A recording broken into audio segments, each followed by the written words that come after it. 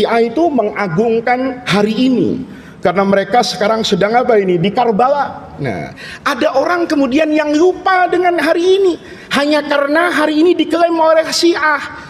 Itu cara beragama juga yang tidak tepat. Kita puasa Asyura itu karena Yahudi puasa. Tidak berarti ketika kita berpuasa sama dengan puasanya Yahudi, berarti kita ikut siapa itu? Yahudi, nggak begitu. Lalu kita belum pernah nikah. Yang nikah duluan kan pasti bukan orang Islam. Sebelum orang Islam ada orang agama lain menikah. Karena menikah kemudian kita menikah. Apa sama enggak? Hari ini Bapak tetap harus kita akui ada catatan kelam sejarah di mana Sayyidina Husain, apapun posisi beliau, apapun sikap politik beliau, beliau tidak layak untuk dibunuh di padang Karbala. Sebagaimanapun orang membela dinasti Bani Umayyah, bagaimanapun orang membela Yazid bin Muawiyah, anak sahabat Nabi Muawiyah bin Abi Sufyan, tetapi semua ulama mengatakan bahwa dosa membunuh cucu Rasulullah itu merupakan dosa yang ulama tidak berani membayangkan bagaimana nanti bertemu dengan Rasulullah ketika cucunya diperlakukan seperti itu di padang Karbala. Ini bukan berarti saya Syiah gitu loh. Ini kadang-kadang orang semangat ahlu sunnahnya overdosis gitu loh. Terus cinta ahlul bait Syiah enggak. Anak presiden saja saya hormati, masa anak cucunya Rasulullah tidak saya hormati?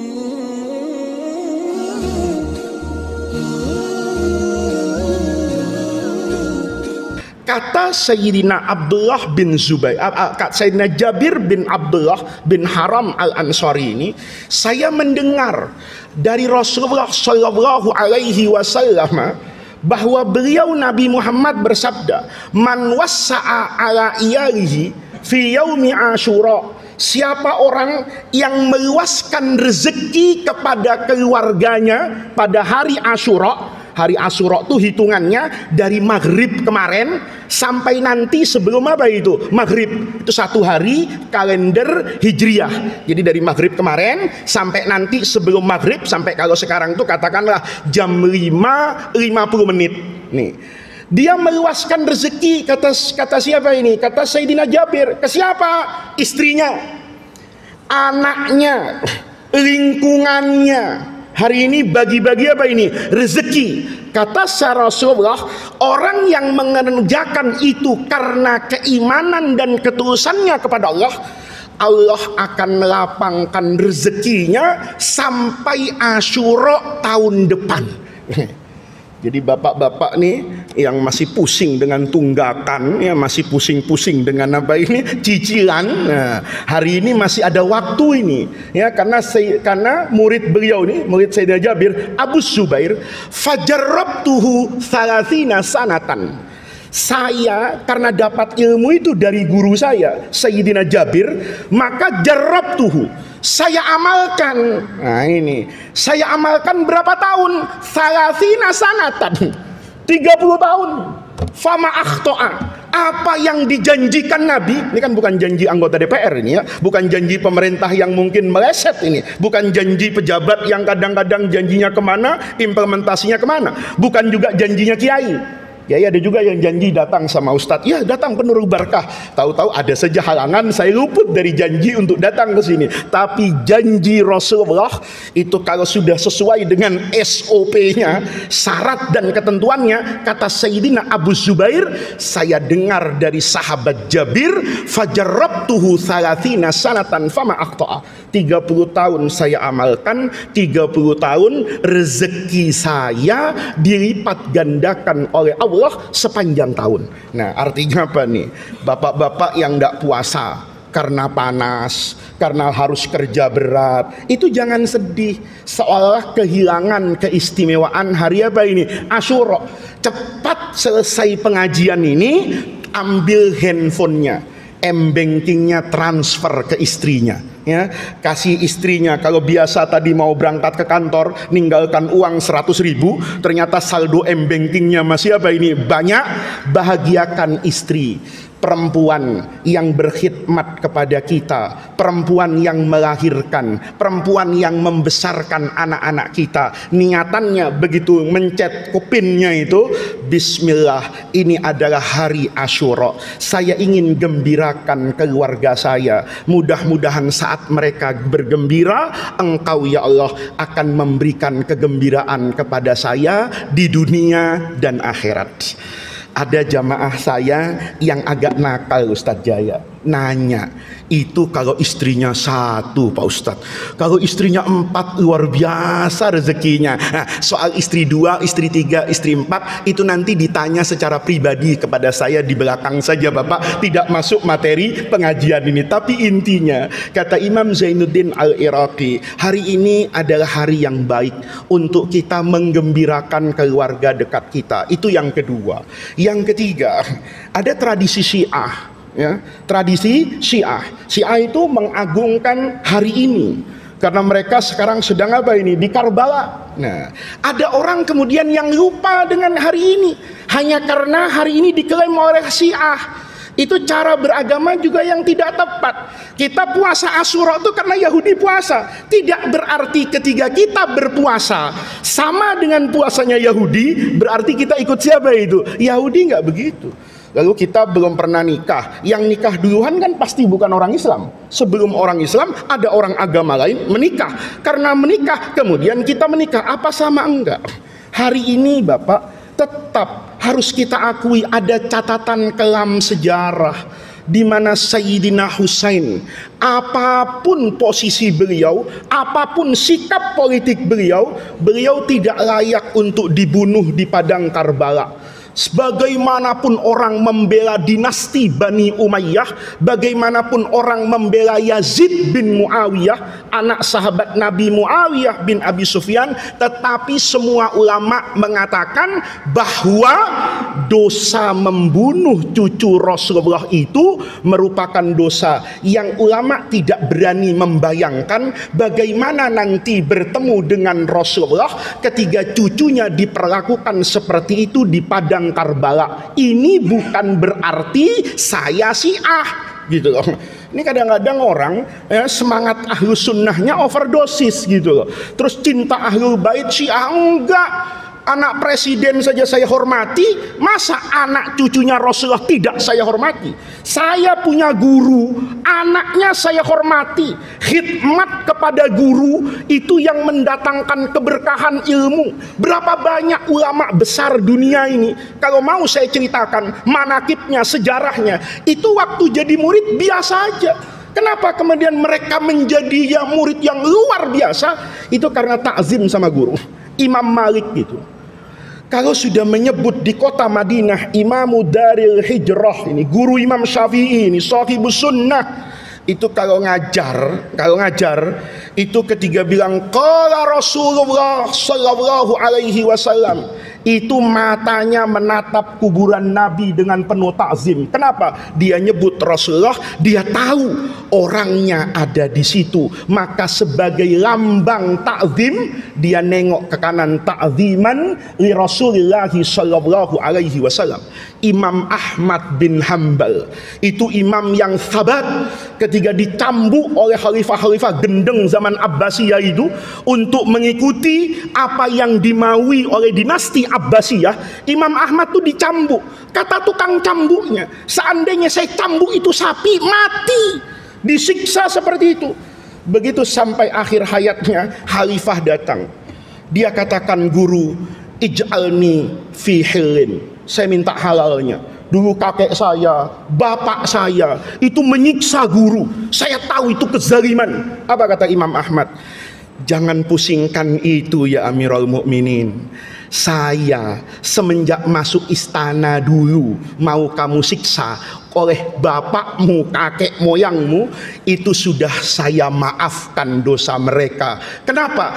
Karena kalian ini Banil Abbas, keluarga Nabi, ada darah Rasulullah di dalam darah para khalifah Bani Abbas. Saya begitu kemarin pertama kali dimasukkan penjara, saya masuk ke penjara, di pintu penjara itu saya berdoa kepada Allah, ya Allah, dosa ini jangan bebankan kepada Khalifah Abbasiyah. sejahat-jahat mereka, mereka adalah keluarga Rasulullah. Saya maafkan dengan lapang dada, ihtiraman untuk darah Nabi yang mengalir pada setiap pemimpin Abbasiyah. Itu akhlak ulama.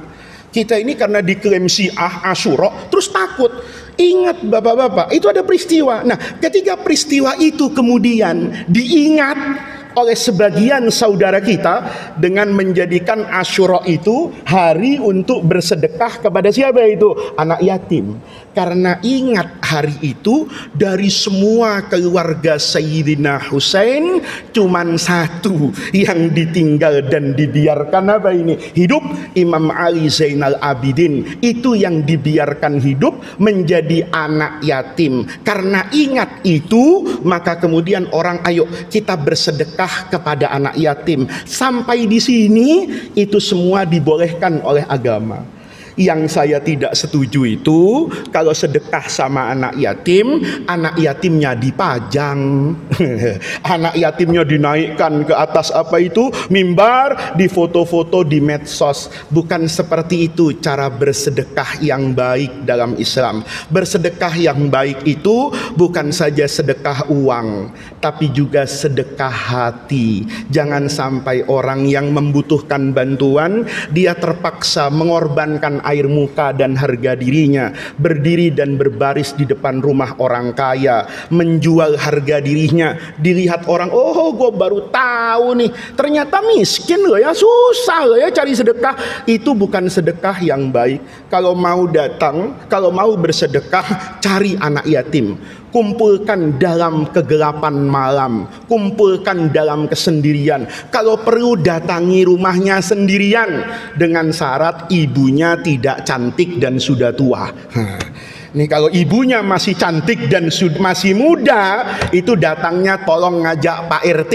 Nah ini penting nih, karena ada orang Pak salah paham ngaji sama saya. Sodakoh itu yang paling afdol, sodakoh sunnah setelah bayar zakat, itu namanya sodakotus sirri.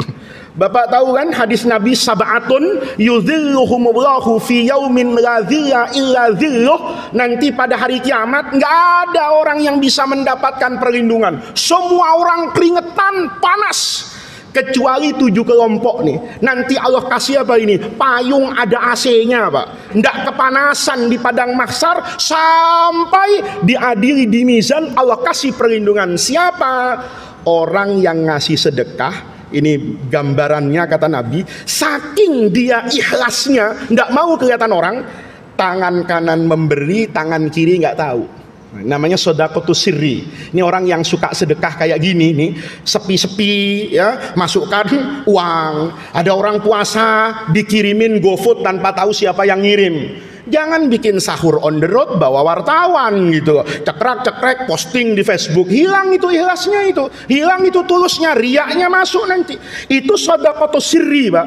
Itu sedekah yang paling afdol. Dalam hadis Hasan itu dikatakan sedekah sirri itu tutfi'u ghadabar rabbi. Kalau bapak mau aman dari murkanya Allah, sering-sering sedekah sirri, sedekah diam-diam. Tapi diam-diam itu untuk siapa?